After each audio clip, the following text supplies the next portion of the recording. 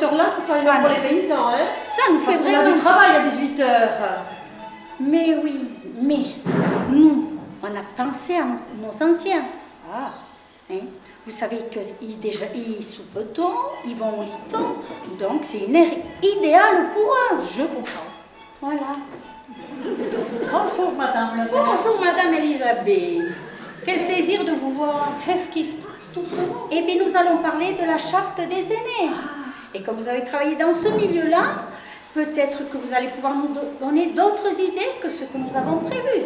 Sûrement. Installez-vous. J'y vais. Oui, bien sûr. Vous ne trouvez pas qu'il ressemble à Al Pacino un peu? C'est le bon sens, c'est ça. Allez. Mesdames, mesdemoiselles, messieurs, merci d'être venus aussi nombreux. Merci au comité des fêtes pour son accueil afin de permettre ce soir le résultat d'une enquête confiée au cabinet d'experts de Paris. Cette enquête nous a permis de nous positionner sur des actions très concrètes en lien direct avec les souhaits et les besoins de nos aînés en milieu rural. Je suis très excitée à l'idée de vous faire découvrir... C'est quand même plaisir.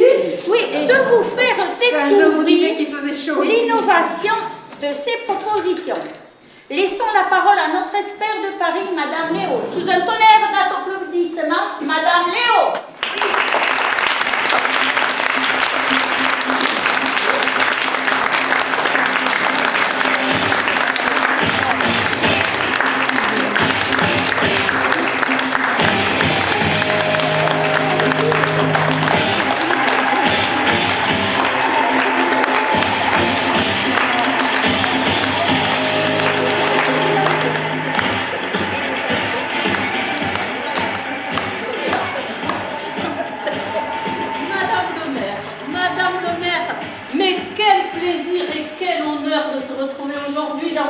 Belle commune d'Ossuruc.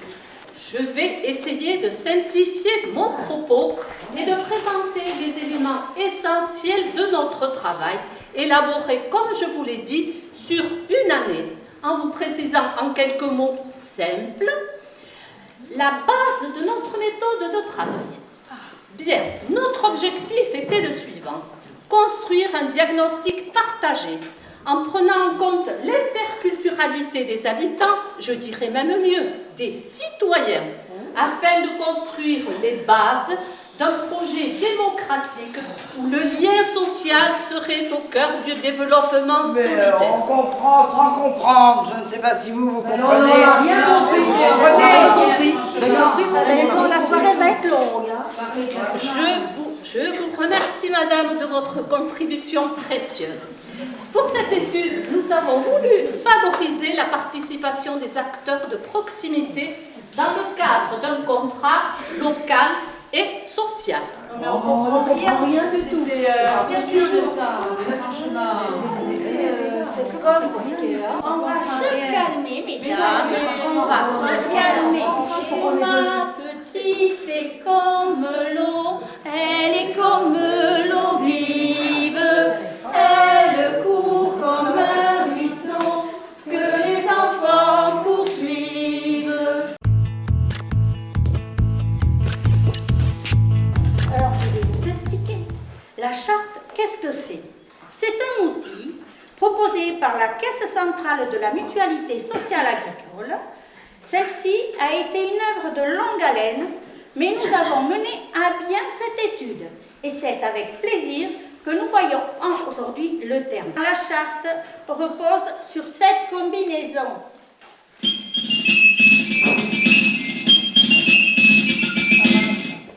Bagno. 1. La promotion du bien vieillir. Ainsi, notre proposition est de créer une happy hour.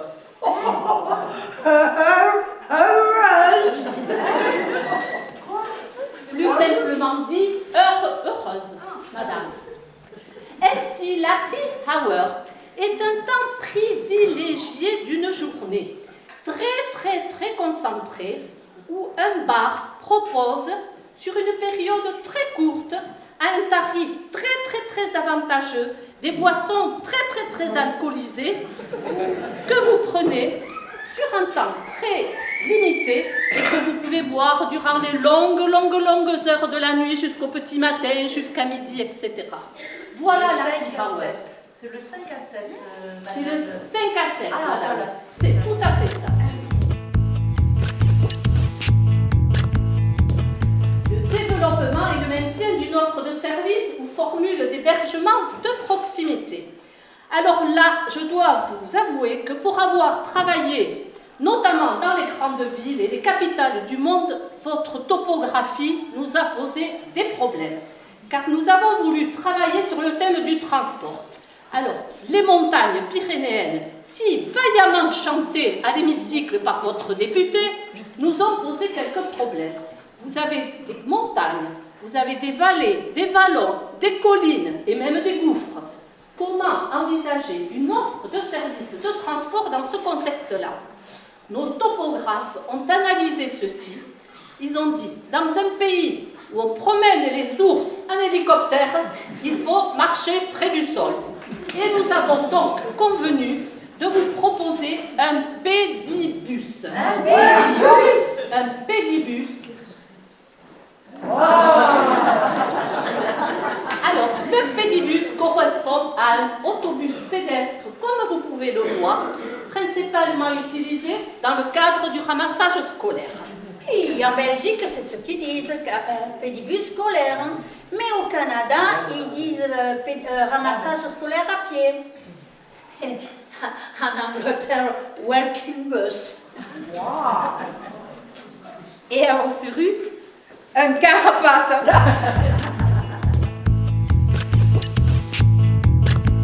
En parlant d'épouillage manuel, un petit ébouriffage serait le bienvenu. Non? Suivi d'un maquillage créatif et d'un défilé de mode pour les fêtes du village.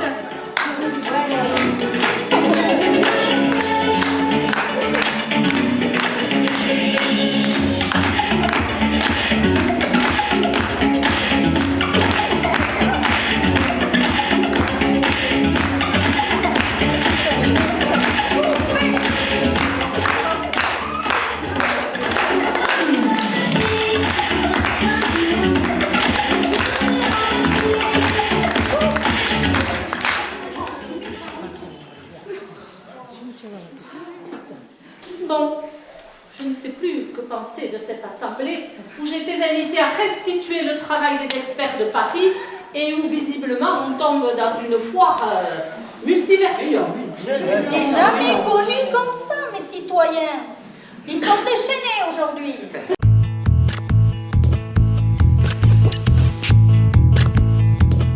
Je vais devoir vous quitter car j'ai un avion à prendre. Donc je vais maintenant conclure cette étude et je vous remercie vraiment pour votre participation active, ce débat si riche que vous exprimez vraiment très sincèrement.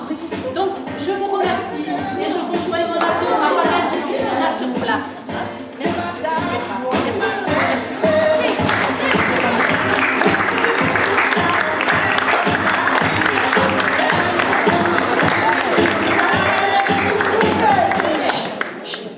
Mais on n'est pas pressé. On va savoir plus. Il y a plein d'expériences Il y a plein de anciennes choses et que les gens nouvelles. veulent On ne savoir. connaît pas tout. On pourrait regarder tout ça ensemble. Voilà, tant qu'on est tous réunis, on fait le point sur ce qui existe déjà, et puis on verra bien. On verra bien ce qui nous manque, hein. Et c'est vrai aussi pour On nous va les besoin jeunes. des Hein. experts, nous, hein. Nous, on s'y perd dans toutes ces démarches pour s'installer, avoir droit aux subventions et aux aides. Ouais, c'est vrai, on a besoin du savoir de tous pour aller droit au but. Oui. Eh bien voilà. Alors, pour ce nouveau départ, qui commence? Alors moi, ce que je pense de toute cette soirée, ce que je retiens, c'est que le plus important, c'est de rompre l'isolement des personnes âgées. Vous êtes d'accord? Oui, évidemment. Alors pour ça, dans notre pays, on a déjà beaucoup de choses. On a les voisins, on a la famille, hein, c'est des échanges naturels. Mais n'empêche, l'isolement, il est là quand même quand on vieillit. Hein. Et heureusement, il existe des associations. Alors, par exemple, je pense à la maison départementale de la solidarité, qui a des antennes dans tout le département, hein, et particulièrement au CLIC. Vous connaissez le CLIC? Non. Non, personne ne connaît le CLIC. Hein. Le CLIC, c'est le Centre local d'information et de coordination du conseil départemental.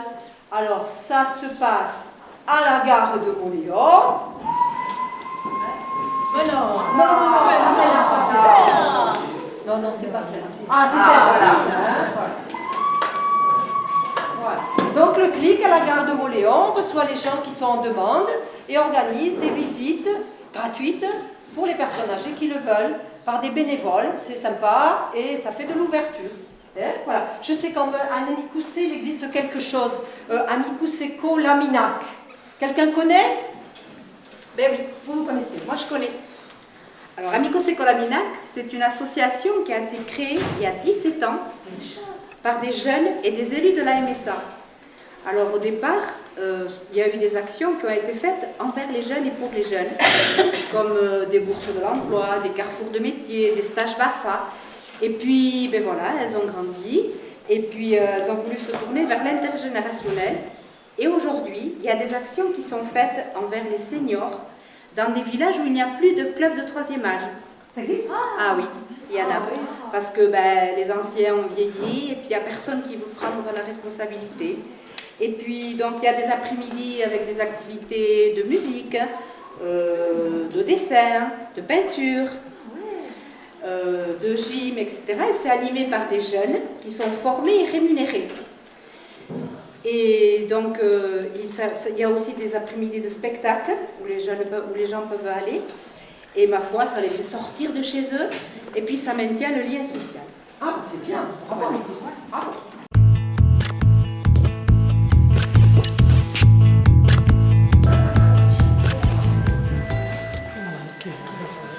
Écoutez, pendant des années, j'ai travaillé auprès de personnes âgées. J'en ai vu des aidants familiaux fatigués, épuisés, mais ils ne disaient rien parce qu'il n'y avait pas d'autre solution. Mais aujourd'hui, il y en a. Il y a des après-midi dans les maisons de retraite, des après-midi d'accueil. On peut accompagner sa personne âgée pour la journée. J'ai une belle-fille qui est agricultrice. Elle travaille beaucoup à l'extérieur. Mais elle a sa mère à charge, qui est sur son fauteuil roulant tout le temps. Donc, quand elle est fatiguée, elle l'accompagne dans ses accueils d'après-midi, qui coûtent un peu moins que 40 €. Et sa mère est bien nourrie, soignée. Elle a plein de connaissances dans cet accueil.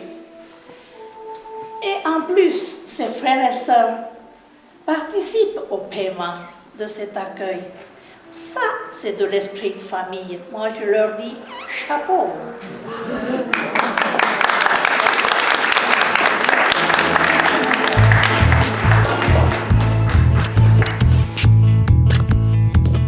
Je vois qu'il y a beaucoup d'expressions qui veulent encore dire des choses sur la solidarité envers nos aînés.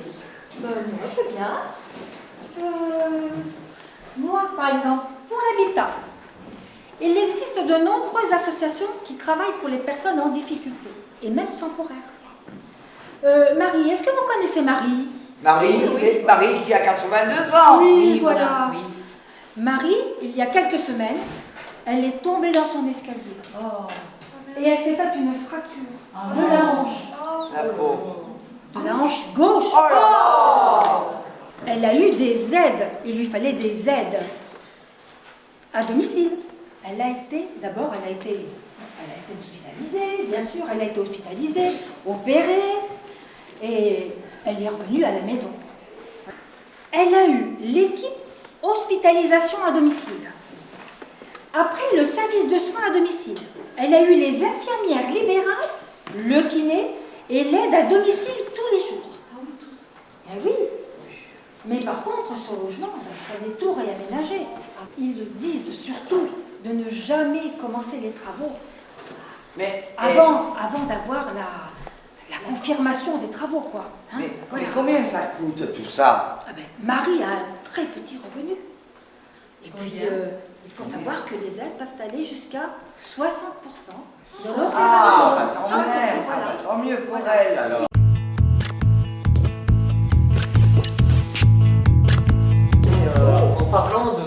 transport et de déplacement, nous, quand avec les jeunes du comité, on fait les obades, donc quand on prend le tracteur et qu'on va voir les gens, qu'on danse, qu'on chante, qu'on vient les voir chez eux, ils sont ravis. Je crois que je les ai jamais vus aussi contents qu'à ces moments-là, ou alors à la limite aux mascarades ou au pastoral. JB, avec ça, où veux-tu en venir? Bah, je me disais, peut-être qu'on pourrait faire, je sais pas, une pièce de théâtre.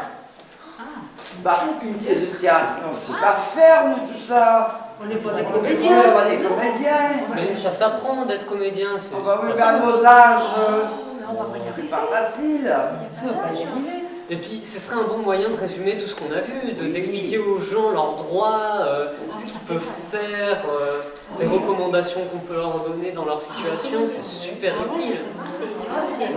Alors, vous en pensez quoi? Écoute, JB, moi je suis d'accord avec toi. Je te suis dans cette histoire. Et vous autres?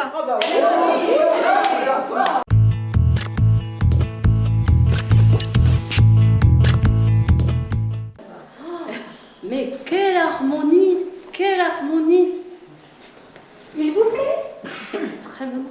Eh bien, il est à vous. Merci Yuna, vraiment merci. Merci. Je l'appellerai Gosho Kibisi.